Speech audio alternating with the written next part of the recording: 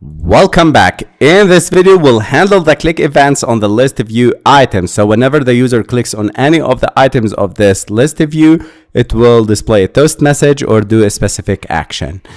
I'll go down here under set adapter. I'll use ListView.set OnItemClickListener, new adapter view.OnItemClickListener. And the OnItemClick method is a callback method that is commonly used with ListView, GridView, and other adapter view widgets to respond to user clicks on individual items within the list or grid. Let's break down the parameters of this method. The adapter view. This parameter refers to the adapter view in which the click event occurred. It can represent a list view, grid view, or other adapter view widgets. The view. This parameter represents the specific view that was clicked within the adapter view. It's the view representing the item that the user interacted with. The position, which is an int, and this parameter indicates the position of the clicked item within the adapter view's list of items.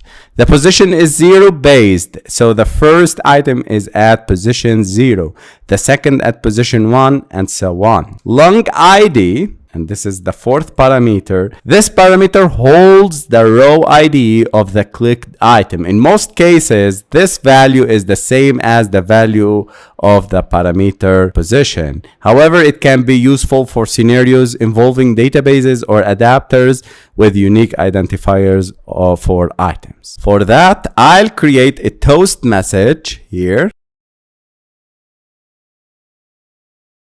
And I'll display planet name, and I'll use adapter.get item at position dot get planet name.